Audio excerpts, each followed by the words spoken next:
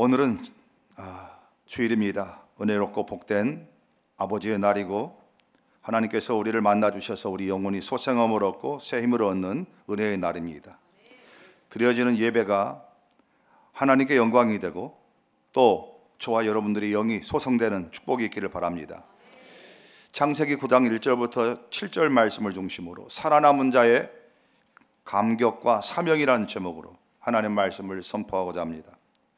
성경 첫 권인 창세기는 1장부터 시작해서 50장까지 구성되어 있는데 그 중에서 5장부터 9장까지 무려 5장에 걸쳐서 노아 홍수 사건을 기록하고 있습니다. 전체가 50장인데 그 중에서 5장을 단일 한 사건, 홍수 사건을 하나님이 기록하셨습니다. 이건 매우 중차대한 의미가 있습니다. 하나님 보실 때 노아 홍수 사건은 죄인을 구원하시는 하나님 구원 역사에 있어서 절대적으로 중요한 영적 메시지를 주고 있기 때문에 그 성경을 읽을 때마다 읽는 성도들이 하나님의 마음을 헤아리고 또 구원받는 자의 감격과 구원받는 자의 사명을 잘 헤아리라고 창세기 10분의 1에 해당되는 분량을 홍수 사건으로 장식했습니다. 우리가 알다시피 하나님은 세상을, 인간을 포함한 세상을 아름답게 창조하셨습니다. 선하게 창조하셨습니다. 하나님 보시기에 좋았습니다. 그런데 하나님의 형상을 따라 지음받은 인간은 하나님께로부터 부여받은 자유의지, 잠잘 권세도 어떤 판단과 선택을 할 수 있는 그런 권세를, 그 의지를 하나님께로부터 부여받았는데 이 자유의지를 가지고 하나님 말씀에 순종하는 것을 선택하는 대신에 하나님이 금지한 것, 하나님이 꼼짝달싹 못하게 한 게 아니라 무한한 자유를 주시되 그 자유가 하나님 주권 안에 있는 자유임을 선언하기 위해서 선악과 동산종악의 선악과를 하나님 배치하시고 그것을 먹지 말라고 하였습니다. 그리고 먹으면 어떤 일이 생기느냐? 먹으면 죽는다고 그랬습니다. 인간은 이때까지 죽음이란 걸 몰랐습니다. 선악과를 먹고 비로소 죽음이란 게 이것을 감지했을 거예요. 그전까지는 죽음이란 걸 몰랐습니다. 육신도 죽음이란 걸 모르다가 비로소 사람이 죽는구나, 숨 떨어지고 호흡 끊어져서 잊혀지고 그냥 흙이 되는구나, 이거를 비로소 알게 됐어요. 사람이 죽음이란 걸 발견하고 나서 에노스 때에 하나님을 비로소 여호와를 경외하는 이름을 불렀어요. 여러분, 아담이 죽음이란 걸 몰랐어. 선악과를 먹고 나서 죽는구나 했는데 실제로 육신은 멀쩡하지만 감지했습니다. 하와도 감지했습니다. 뭐가요? 자기들이 죽었다는 걸, 죽은 존재란 걸. 뭐가 죽었습니까? 하나님과 관계되는 연결 통로가 차단됐습니다. 그게 죽음이었습니다. 성경에는 아담이 나 죽었구나 기록하지 않았지만 하나님과 단절된 것 자체가 이미 죽음입니다. 아담과 하와는 이걸 감지했습니다. 그러니까 하나님이 찾아오시면 하나님을 인간이 피합니다. 하나님 찾아오시면 관계가 열려있는 사람은 찾아가서 하나님, 제가 먹지 말라는 거 먹었다고, 죄를 지었다고 회개해야 되는데 영이 죽어버리니까 그 찾아오신 하나님을 피해서 숨는 겁니다. 이게 아담에게만 적용되고 아담과 하와만 이 영적인 죽음을 맞고 끝나는 게 아니라 아담 이후에 태어난 모든 인간은 아담이 범죄했던 죄상을 그대로 몸속 이 삶에 이어받아서 영이 죽은 사람으로 태어납니다. 하나님과 관계가 단절되고 멀어진 상태로 태어납니다.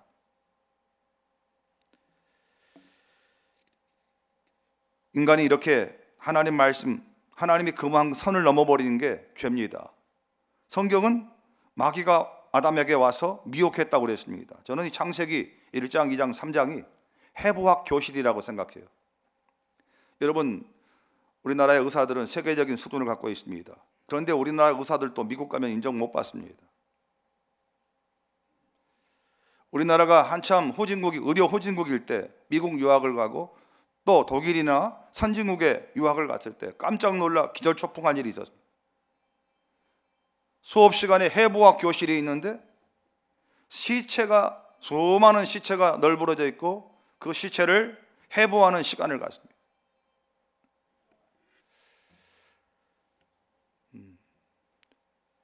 회복하는 시간에 몸을 갈라서 이것이 간이고 이것이 위고 이것이 뼈고 신경이고 모든 것들을 하나하나 속속들이 보게 되는 거죠.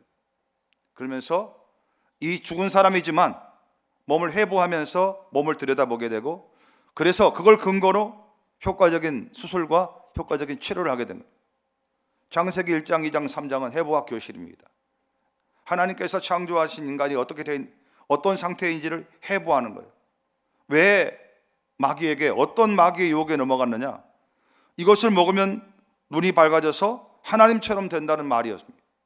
어떤 말 갖고 유혹에, 이거 먹으면 떼돈 번다, 이거 먹으면 네 인생에 놀라운 일이 생긴다, 뭐 어떤 걸로 유혹한 게 아니라, 그런 거는 아담이 깜짝도 안 합니다. 왜? 하나님이 주신 걸 다 먹을 수 있었으니까, 하나님 주신 걸 다 누릴 수 있었으니까. 근데 아담에게 결정적인 한마디를 마귀가 충동질합니다. 이것을 먹으면 눈이 밝아져서 네가 하나님처럼 될 거다.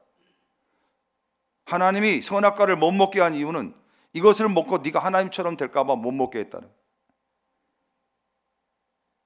여러분, 모든 인간은 이 유혹 앞에 제일 취약합니다. 내가 선택하고 내가 판단해야 되고 내가 주도자가 돼야 되고 내가 모든 것에 중심이 있어야 한다는 유혹으로 나를 밀어붙일 때 우리는 가차없이 선악과 앞에 손을 내밀고 그걸 따먹습니다.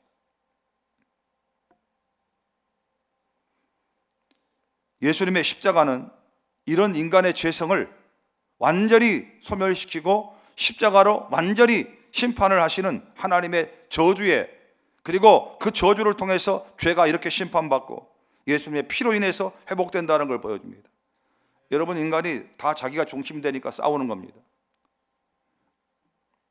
어저께 저녁에 교회에서 설교를 마치고 집에 돌아갔는데 길모퉁이에서 자동차하고 이게 다른 오토바이인지 접촉사고가 난 것 같아요. 둘이서 막 싸우는 겁니다. 소리를 막 지르면서, 그래서 내가 지나가다 쳐다보고 저것들을 그냥 두고 갈까 아니면 경찰서에 신고를 하고 갈까 하다가 그냥 냅두고 지나갔습니다. 더 시끄럽게 하면 신고하려고. 그런데 좀 있다가 또 청소년들 애들이 우르르 몰려다니면서 지네들끼리 또 뭘 또 싸우고 있더라고. 여러분, 자동차 접촉사고가 생기면 백발백중 싸웁니다. 뒤에서 들어받았다는데 뭐 하면 몰라도 비슷하게 생기면 백발백중 싸웁니다. 왜? 내가 기준이라고. 나는 내 신호에 갔고 너는 틀렸다는 거고, 이쪽 사람은 나는 내 기준에 왔고 너는 틀렸다. 뭡니까? 기준 대 기준이 부딪히니까 충돌이 일어납니다. 한 사람이 내가 미안합니다, 어떻게 해드릴까요? 그러면 끝나는데, 사람들은 그렇게 하는 과정 속에 뭐가 들어갑니까? 돈이 들어가고 수리비가 들어가니까 그 말을 안 하는 겁니다. 가정에서 문제가 생길 때 남편과 아내가 서로 주도권을 갖고 주인 권세를 갖고 싸우면 절대 물러서지 않습니다. 둘 중에 한 명이 자신을 복종시키고 자신을 꺾으면 그 싸움은 끝납니다. 여러분, 근데 모든 사람에게는 이런 내가 주인 되고 내가 판단하겠다는 의지가 다 들어 있습니다. 미국에는 구걸하는 거지도 자기가 동네를 선택할 권한을 갖고 있어서 좀 잘 사는 동네 가서 거지 생활을 한다고 그래요. 옮기면은 내 주권, 내 인권을 침해했다고 소송을 제기해요. 이 자기 주인, 내가 왕이 되고 내가 주인 되겠다는 이 근성이 예수님 십자가 앞에 내가 못 박히고 그 십자가의 은혜로, 십자가의 생명으로 살아가지 않은 한 절대로 정복이 안 되는 겁니다. 교회 공동체가 사람이 적게 모이면 적게 모인 대로 문제가 있고 많이 모이면 많이 모인 대로 문제가 있다고 합니다. 근데 그건 백발백중 맞습니다. 왜? 교회는 죄성을 지닌 사람들이 모인 곳입니다.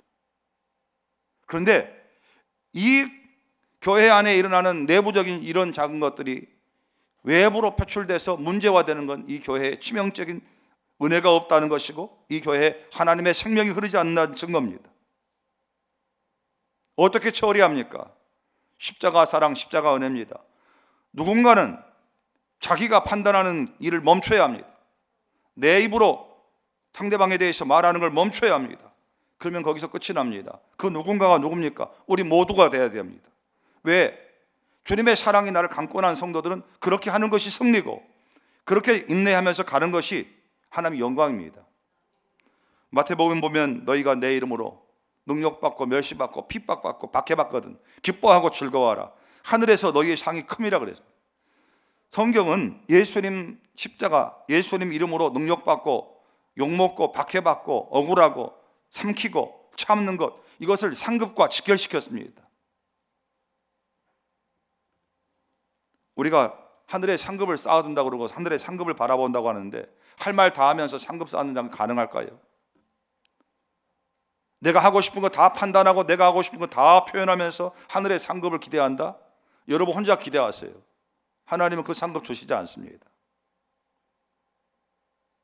얼마나 이 자신의 자아가 안 깨지는지, 저도 이 자신의 자아가 안 깨지는지 정말 고민거리입니다. 고민 정도가 아니라 어쩔 때는 비참합니다. 왜? 깨진 줄 알았는데 안 깨지는 거예요. 이게 내가 복종시키고 내가 내려놓아야 되는데 내 순서가 됐는데 내가 그걸 안 하고 있을 때, 그래서 이겨먹고 왔을 때 얼마나 비참한지 모릅니다. 왜?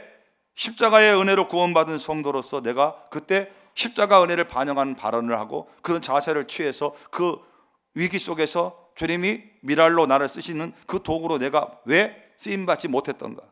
왜 나는 가만히 있었던가? 여러분, 가만히 있는 게 죄입니다. 왜? 가만히 있으면 내가 내 자신, 내 위치, 내가 잡겠다는 거예요. 적극적으로 여러분 자신을 부인해야 합니다. 적극적으로 여러분이 자기를 포기해야 합니다. 그래야 그 충돌은 거기서 끝나는 겁니다. 아담의 후손들이, 아담이 죽고 나서 죄를 없었다면 노아의 시대에 이 땅에 죄악이 관영했다는 성경 기록이 없었을 거예요. 안 가르쳐줘도 죄를 알고 더 무서워지는 겁니다.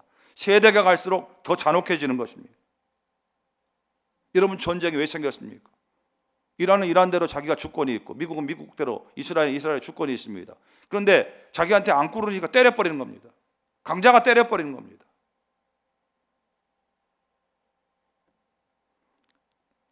아담 때 죄인들이 아담이 낳고 하다가 노아 때에 왔더니 성경에는 보면 그때 온 땅에 부패함과 포악함이 가득한지라. 하나님 그 땅을 보시니 땅이 부패하였더라.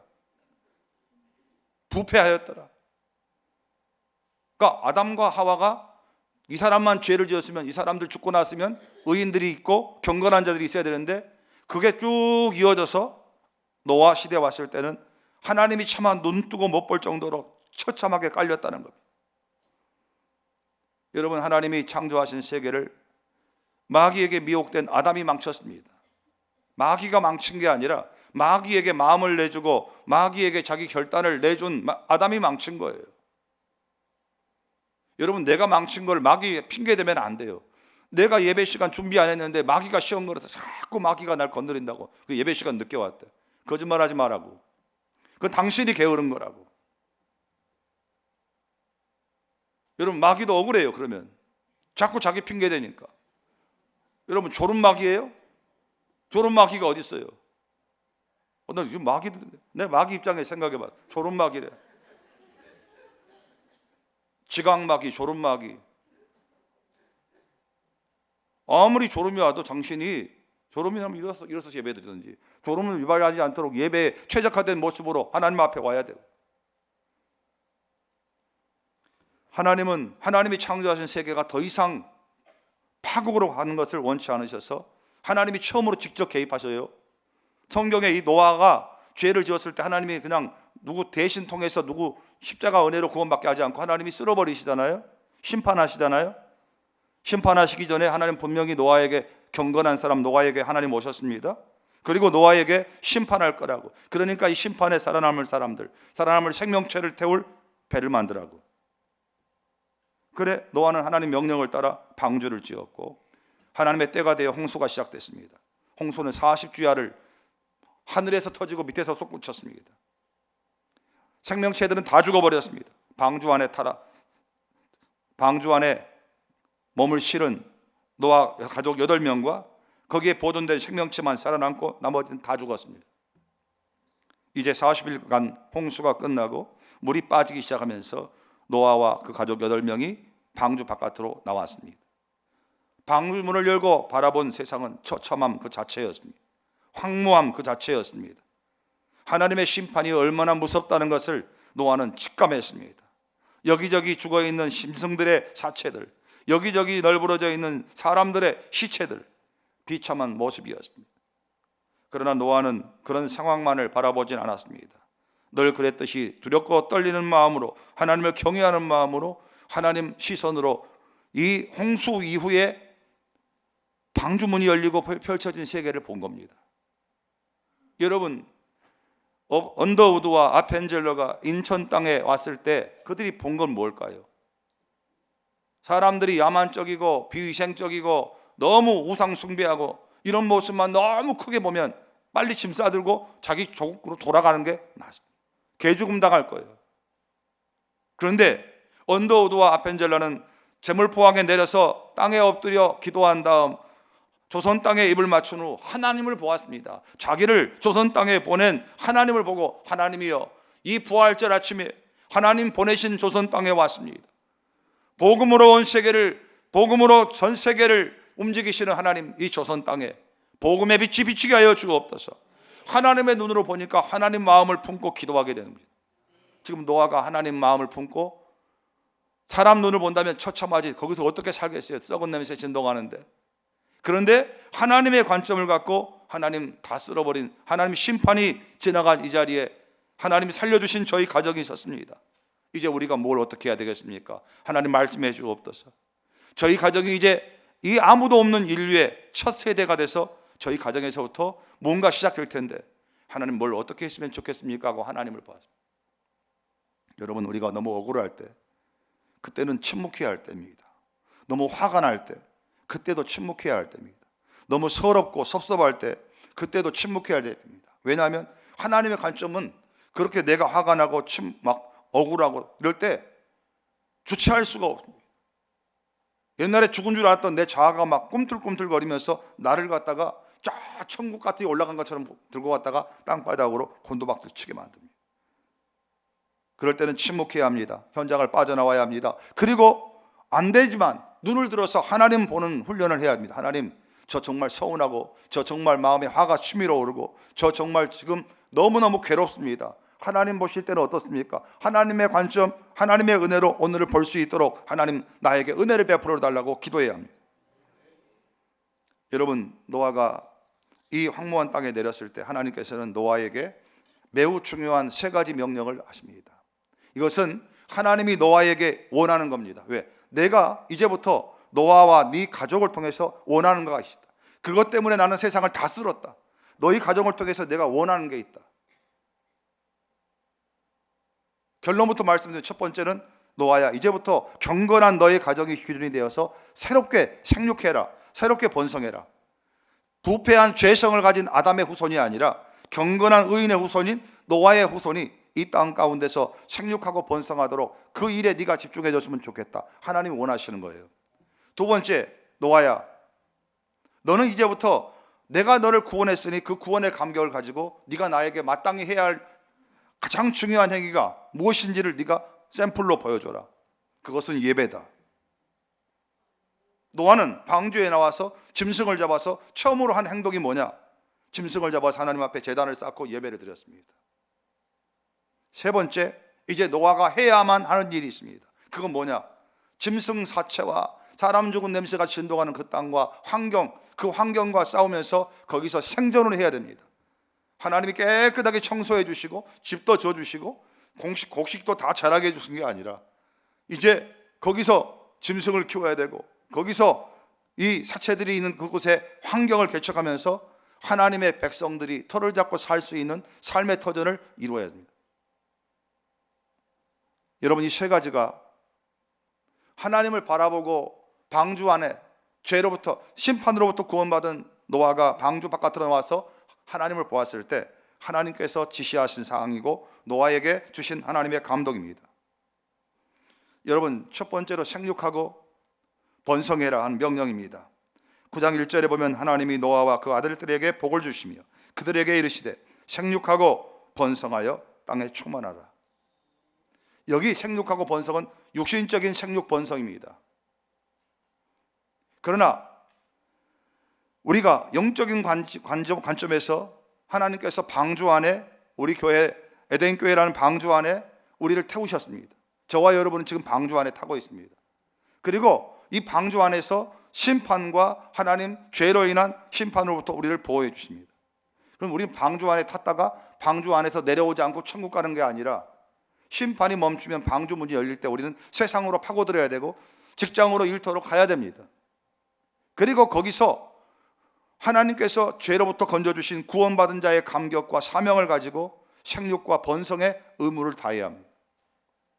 사람 육신은 부부가 결혼해서 아이를 낳고 또 1남, 2남, 3남, 1녀, 2녀, 3녀 나면서 자손 대를 이어가면서 번성합니다. 그러나 구원받은 성도들, 죄로부터 건짐받아 하나님의 한량없는 은총을 입은 성도들은 육신적인 번성이 아니라 영적인 생육과 번성의 책임이 있습니다.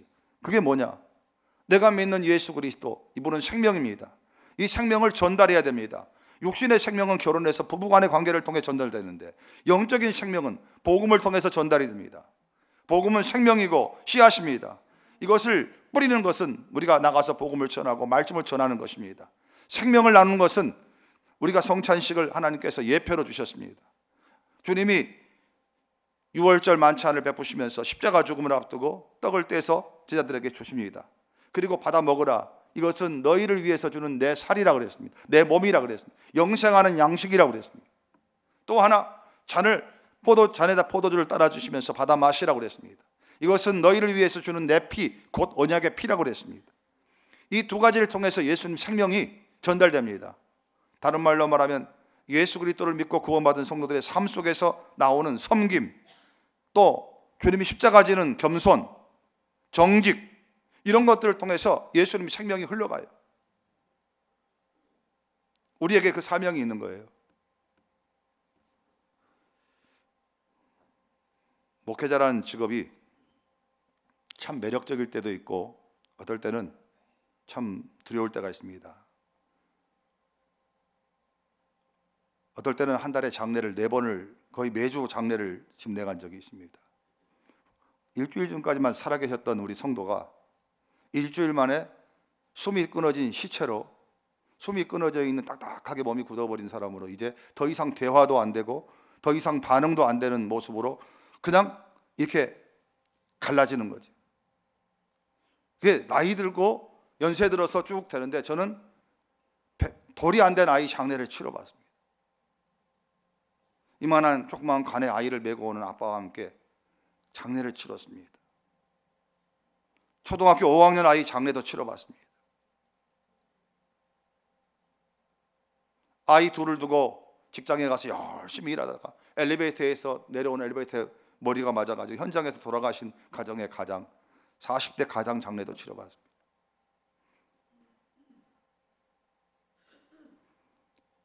생명과 죽음의 차이는 종이 한 장, 아니 숨 한 모금의 차이라고. 살아있을 때 해야 할 것이, 죽으면 아무리 좋은 스펙을 갖고 아무리 화려한 경력을 가진 사람도 생명이 끊어져 버리면 모든 것이 중단되고 멈춥니다. 우리는 위안합니다. 기도는 영원히 살아있다고. 그렇습니다. 기도는 살아있습니다. 그러나 생명을 번식하고 생명을 나누고 그 생명을 가지고 누군가를 살게 하고 누군가를 위로하고 누군가에게 하나님의 사랑을 전하는 일은 거기서 중단됩니다. 살아 숨쉬는 동안에 무엇을 위해 살 것인가? 썩을 양식을 위하여 살지 말고 영생하는 양식을 위해 살아. 영생하는 양식이 뭡니까? 예수 그리스도의 생명. 전도 하는데 여러분, 전도는 하나님 우리를 설득하는 것이 아닙니다.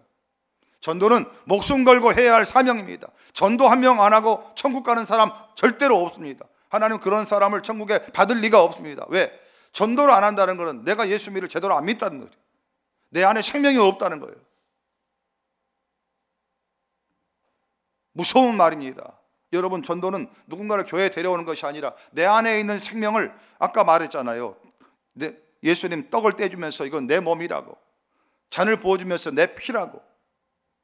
이거는 그리스도인들이 예수를 믿고 나서 내 몸과 내 삶을 통해서 누군가에게 내가 예수 믿는 것을 나타내 흘려보낼 때 이 생명이 흘러가는 것이고, 복음을 전하여서 씨앗을 심는 거예요.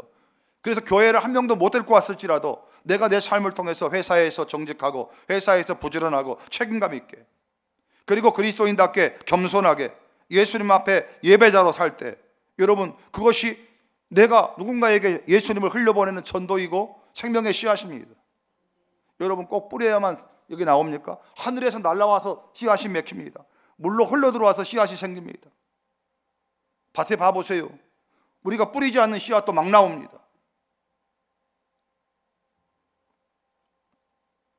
교회가 봄, 가을로 전도 축제를 합니다. 는 성도들에게 영적인 훈련입니다. 반드시 따라오시고, 그리고 여러분이 이 기간만이라도 흉내라도 내고 순종하는 흉내라도 내야 합니다.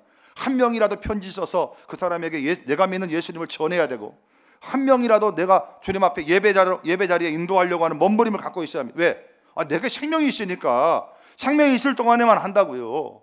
아무리 훌륭한 조영기 목사님도 생명 떨어지면 설교 안 나와요. 예수 믿으셔야 합니다. 이거 안 된다고. 어떻게 하실라고?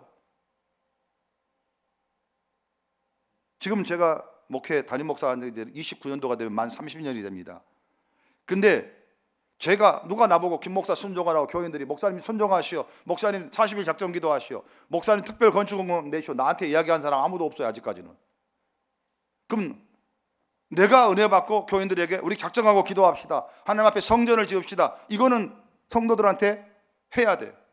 근데 나한테 누가 이거를 막 지시하고 이거를 훈련하는 사람이 없잖아. 근데 있어요. 언제 있냐? 1년에 부흥회를 2번, 3번 하면은 부흥 강사가 와가지고 교회한테 선포해. 전도 대상자 3명씩 작정하라고. 전도 못하면 우리가 무슨 주님의 은혜로 사냐고. 쓰라면 써야지. 여러분 주변에 세 사람 찾는데 저는 정말 어려워요.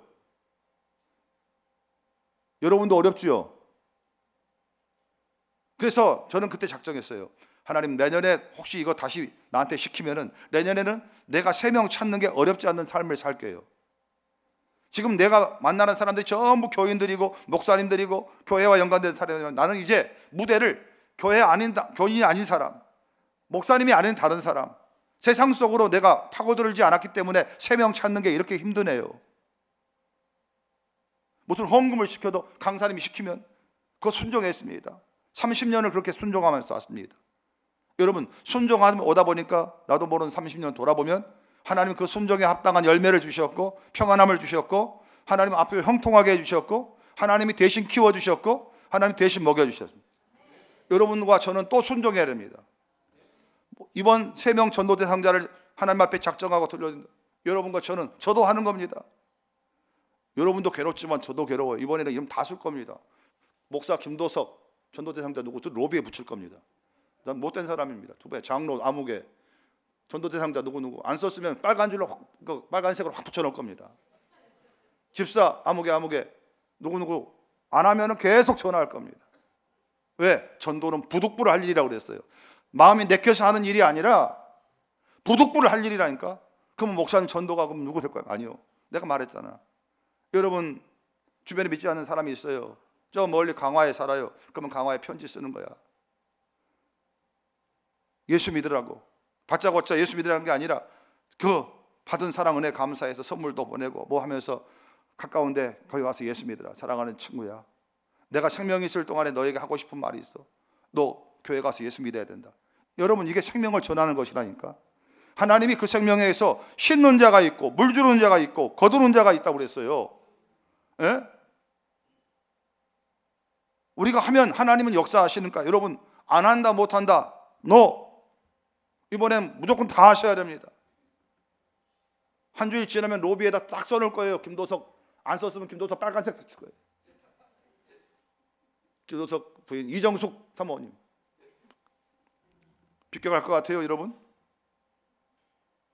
저는 한참 교회 부흥회 때 출석부에다 스티커를 붙였습니다. 로비에다가 교인들 명단 70명일 때 내가 주일마다 그거 출석 결석했다고. 나는 주일 예배 빠지면 안 된다고 말을 안 했어. 그 대신 스티커만 붙였어요. 그랬더니 교인들이 목사님 못 됐대. 그래서 뭐가 못 됐냐니까. 아니 교회에 나오면 안 나오면 교인 마음이지 뭐 목사님 스티커 붙여갖고 압력 준다고. 난 당신들 압력 주려고 한 거 아닌데. 교인 몇 명 나왔는지 체크하고 있는데 모르겠어요 교인들이. 근데 주일 성수는 여러분 선택입니까? 주일이 여러분 날입니까? 아닙니다. 훈련을 강하게 받아야 우리가 조금 바뀌는 것 같아요. 많이 바뀌는 게 아니라 강하게 받아야 조금 바뀌어요. 이번에 여러분 살아남은 자로서 우리가 구원받은 자로서 하나님 앞에 생육하고 번성하라. 육신도 가정을 이뤘으면 자녀 낳아서 키우는 것이, 여러분 영적으로도 내가 하나님 앞에 가기 전에 한 사람에게라도 더 복음을 전하고 예수님의 생명을 전다는 영적 번성과 생육이 있기를 축복합니다. 또 하나 구원받은 우리가 해야 할 의무가 있어. 그건 예배예요. 노아가 나와서 제일 먼저 한 게 제단을 쌓고 짐승 잡아서 하나님 앞에 드렸어요. 출애굽한 이스라엘 백성들의 목적이 뭐냐? 예배예요. 우리가 일주일 동안 열심히 살고 주일날 어떤 자세로 와야 되냐? 쉬어야 되겠다? 여러분, 아니요, 틀렸어요. 일주일 열심히 살았으니까 주일날 쉬어야 된다? 아니요, 거꾸로입니다. 주일날 은혜 받고 그 힘 갖고 일주일 열심히 사는 거예요. 달력 봐봐. 어디가 제일 먼저 나왔어요? 월화수목금토일이에요? 아니에요. 주일 월화수목금토일이에요. 일월화수목이라고. 성경 하나님의 시간은 하나님 앞에 서는 날부터 출발되는 거예요. 이날 은혜를 받고 예배를 통해서 하나님 앞에 새 힘을 얻고 월화수목고 고난하지만 힘들지만 이곳에 살아야 돼요. 그래서 우리 예배는 교회에서 예배가 전부가 아니라 교회에서 예배는 하루뿐이고 나머지 월화수목금토 6일 동안의 예배는 삶의 현장에서 가정에서 드리는 거예요. 회사에서 정직하게 사는 것이 예배이고 성실하게 직무 감당하는 게 예배이고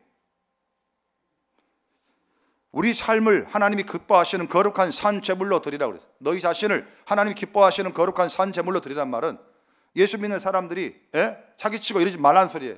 회사 가면 이 사람 때문에 맡겨놔도 된다고 생각해야 돼. 그게 예배예요. 예배. 그 예배 드리다가 주일날은 공동체로 와서 여기서 폭포수와 같은 은혜를 받고 여기서 봉사하면서 교회 공동체를 통해 주시는 하나님의 은혜를 받고 가는 거예요. 예배는 여러분 명령이에요. 아무리 바빠도 주일날 예배부터 드려야 돼요. 예배보다 더 중요한 일이 생기면 죽어야 돼. 예배보다 중요한 일이 뭐가 있어요? 주일날 예배 드리고 나서 해도 돼요. 그런데 우리는 아직까지도 내가 하나님 앞에 어떤 존재란 자신의 정체성에 눈을 못 뜬 것 같아. 나를 위해 예수님이 죽으셨고 나는 여기가 전부가 아니라 이 땅에 잠깐 살면 저 천국에서 영원토록 영원을 천국에서 보낼 존재야. 하나님 우리 교회에서 살라고 말씀하지 않아요. 교회 공동체를 통해서 여기서 은혜 받은 다음 세상 속에서 살라고 그러지. 여러분 금년 한 해 여러분 예배가 그 어떤 해보다도 더 하나님 앞에 깨어있기를 바라고 살아 숨쉬는 삶의 열매로 하나님 앞에 예배를 드릴 수 있기를 바랍니다. 마지막 구원받고 살아남은 사람의 간격 세 번째가 뭐냐면 현장과 삶의 터전에서 환경과 싸우는 겁니다. 여러분 예수를 제대로 믿는 나라는 가난하게 사는 나라가 없습니다. 가난하게 사는 우리나라에 복음이 들어왔잖아요. 하나님은 이 가난한 나라에 교회를 세우려고 우리보다 먼저 잘 살고 부자인 나라에서 성도들이 헌금을 보내와서 이 나라에 교회를 세우고 학교를 세우고 고아원을 세우고 병원을 세우고 그리고 그것을 통해서 백성들을 가르치고 죽을 사람, 맹장 걸릴 사람 소출 한번 하면 사는데 우리나라는 그게 썩어 문드러져 죽었어요. 항생제 몇 알만 먹으면 바이러스가 없어지는데 그 약이 없어서 죽었습니다. 그런데 복음과 함께 복음 뒤에서 하나님의 주신 축복을 그 복음과 함께 흘려보내는 선진국의 도움을 받고 우리는 지긋지긋한 문맹, 가난 이것과 싸우면서 성경 복음이 세계 최고였고 문맹 퇴치율도 세계 최고였고 놀라운 역사를 이루면서 여기까지 왔습니다. 우리 한국이 세계 최고인 게 몇 가지가 있어요. 국민 문맹 글씨 못 읽는 사람이 우리 한국에는 100명 중에 5명도 안 된대. 외국은 미국 같은 데는 30%가 넘는데요. 무서운 거죠. 말은 하는데 글씨를 모른다고. 그 선진국들도. 그런데 한국이 왜 이렇게 배웠냐? 거기에는 성경을 통한 말씀이 들어가는 성경이 아주 결대적인 역할을 했다고 합니다. 이 중요한 말씀이 우리에게 주어졌고 성경이 있습니다. 환경과 싸우는 겁니다. 예수 믿고 나서 새벽에 힘들지만 새벽 기도하고 나가서 다른 사람보다 더 일찍 가서 농사 짓고 다른 사람보다 더 부지런하게 바다일 합니다.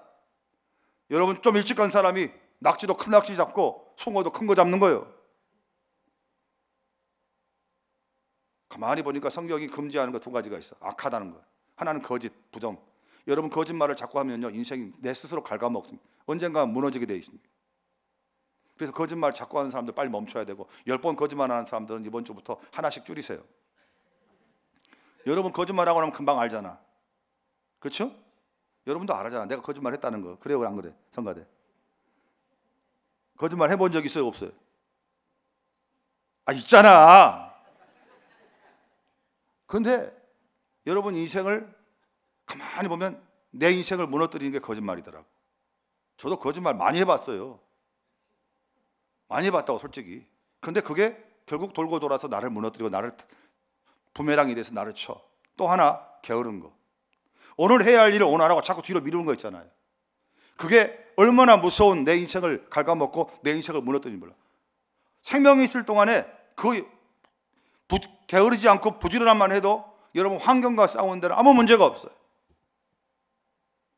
예수 믿는 성도들은 예수님이 내 안에 생명을 오셨기 때문에 거짓말이 줄어들어야 되고, 그리고 더 근면해야 되고 더 부지런해야 돼.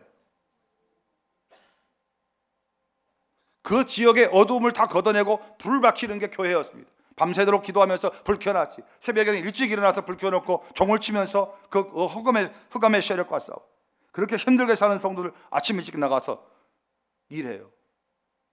내 밑에 동서가 감리교 목사인데, 저기 뭡니까, 영종도 앞에 섬 이작도, 아니 뭐죠? 이작도 맞아요. 에? 무의도 거기에 목회하라는데 새벽 기도를 어떨 때는 4시 반에 하고 좀 어떨 때는 3시 반에 한대. 새벽 기도 시간이 들쑥날쑥이래. 왜 이렇게 새벽 3시에 새벽 기도 나오냐 그랬더니 나온대. 누가 나오냐 그랬더니 바다에 꼬막 캐러 가고 바다에 고기 잡으러 갈 사람들이 불때 따라서 3시 반에 새벽 기도하고 가서 고기 잡으러 가. 누가 이 사람들 이기겠어요? 여러분, 구원받은 성도가 하나님 앞에서 하나님이 원하시는 것, 내가 해야 할 이 부분이 교차가 되는데, 하나님이 원하시는 것 생육하고 번성하라. 영적으로 내게 있는 예수 그리스도의 생명을 나눠라, 흘려보내라, 베풀어라. 두 번째, 어떤 일이 있더라도 너희들은 하나님 앞에 예배드리는 자의 샘플이 되고 그 예배를 통해서 하나님 영광이 충만하게 하여라. 세 번째, 환경에 굴복하지 마라.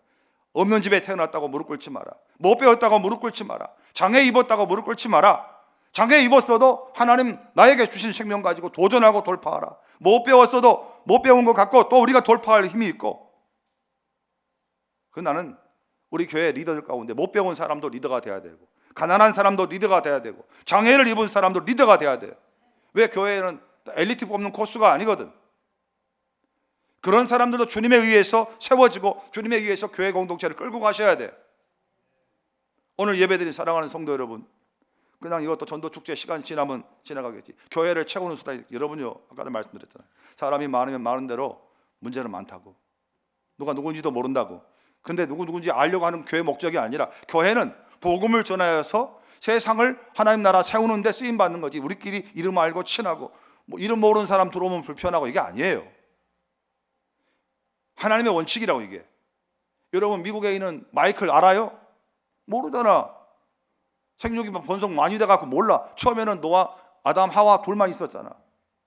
그게 번성돼갖고 지금 몰라요. 우간다에 누가 사는지 아세요? 전라도 충청도에 누가 사는지도 모르는데, 교회도 이제는 그 단계를, 가족 단계를 뛰어넘는 거예요. 그게 하나님께서 어찌 주신, 어찌 보면 원칙이에요. 오늘 예배 참석한 성도 여러분, 여러분만이 해야 됩니다. 여러분이 하셔야 돼. 다른 사람 넘기지 마세요. 여러분이 살아있잖아. 지금 아직 살아계시잖아. 여러분만이 하셔야 할 행동이 있다고. 생육하고 번성하라. 내가 믿는 예수를 반드시 누군가에게 계속해서 살아있는 동안 계속 전달하고 복음을 전하여서 누군가가 여러분을 통해서 주님께 오게 해야 돼. 두 번째, 살아있는 동안에 예배를 중심 삼고 목숨 삼고 어떤 회사에 가든 어디 가든 배를 타고 여행을 가든 우리는 그 삶이 예배가 돼야 돼. 주일날 모이면 주일 예배로 영광을 돌리고, 회사로 돌아가고 일터로 가면 거기서도 예배가 돼야 돼요. 세 번째, 환경과 싸운다. 가난하고 못 배웠고 또 흙수저고, 아니요. 하나님 거기서 시작합니다. 내게 능력 주시는 자 안에서 내가 모든 것을 할 수 있느니라. 가난도 못 배운 것도 장애도 시한부 10년밖에 못 산다고 그러니까 죽을 날만 생각하는 사람은 더 빨리 죽어요. 10년씩이나 남았어 아직도. 그러면 이 기간 동안에 생명을 품고 있는 나로서 하나님 앞에 내가 뭘 할 건지를 진지하게 더 늦기 전에, 그리고 세월 속에 속지 말고 결단하시기를 주의 이름으로 축원합니다.